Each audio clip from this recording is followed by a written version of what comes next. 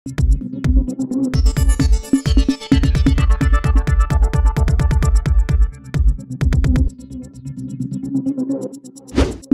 News Maharashtra बातमीचे वास्तववादी विश्लेषण।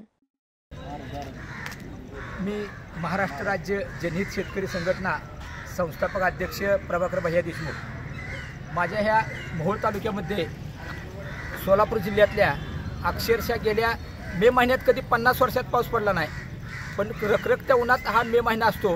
परंतु मे महिन्यापासून सतत भयानक पाऊस पडल्यामुळे गेल्या 5 महिन्यापासून शिना नदी काठची गाव आहेत मोहोळ तालुक्यातली भोगावती नदी आहे, भीमा नदी आहे।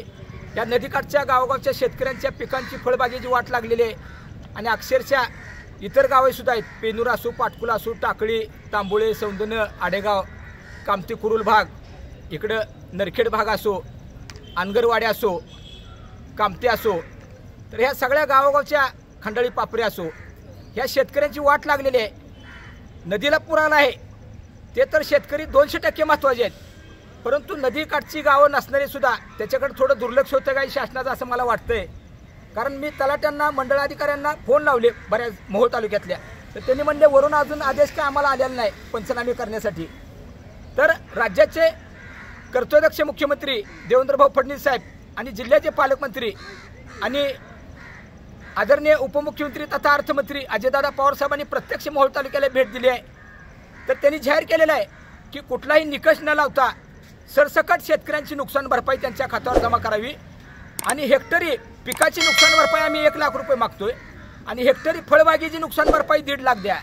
तुम्ही 8 आणि 9 हजार जर म्हणा लागला, अहो 8-10 वर्षापूर्वी एवढीच नुकसान भरपाई दिलेली आहे।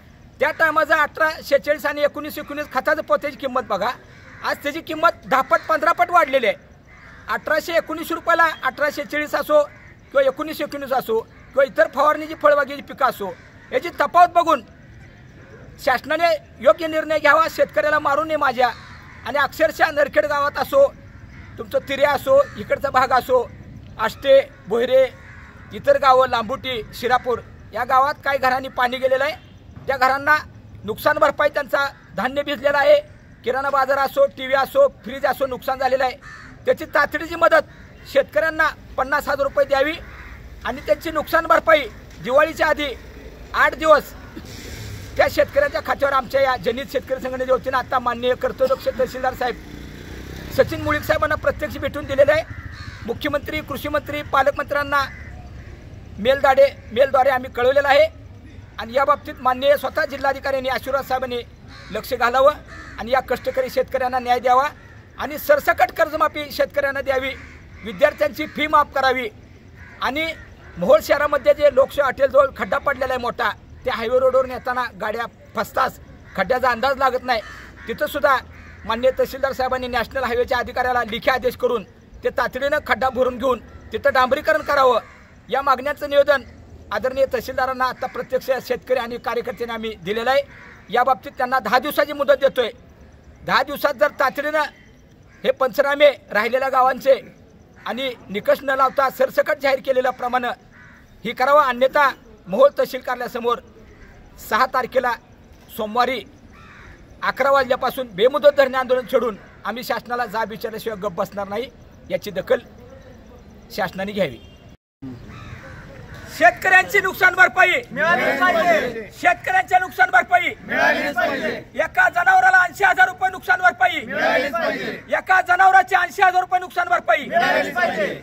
सरसकट कर्जमाफी झालीच पाहिजे, सरसकट कर्जमाफी झालीच पाहिजे। विद्यार्थ्यांची फी माफ झालीच पाहिजे, विद्यार्थ्यांची फी माफ झालीच पाहिजे। महाराष्ट्र राज्य जनहित शेतकरी संघटनेचा विजय असो, महाराष्ट्र राज्य जनहित शेतकरी संघटनेचा विजय असो, शेतकरी एकजुटीचा विजय असो, शेतकरी एकजुटीचा विजय असो। घराची पडझड आणि वाहून गेलेल्या धान्याची नुकसान भरपाई मिळालीच पाहिजे, घराची पडझड झालेली नुकसान भरपाई मिळालीच पाहिजे। तातडीचे 50,000 रुपये खात्यावर मिळालेच पाहिजे, तातडीचे 50,000 रुपये शासनाने दिलेच पाहिजे। हम तुम्हारे साथ हैं, भाई साहब तुम आगे बढ़ो, हम तुम्हारे साथ हैं। आपल्या परिसरातील बातम्या पाहण्यासाठी आजच टुडे न्यूज महाराष्ट्र चॅनलच्या बेल आयकॉनला क्लिक करून सबस्क्राइब करा व नोटिफिकेशन मिळवा।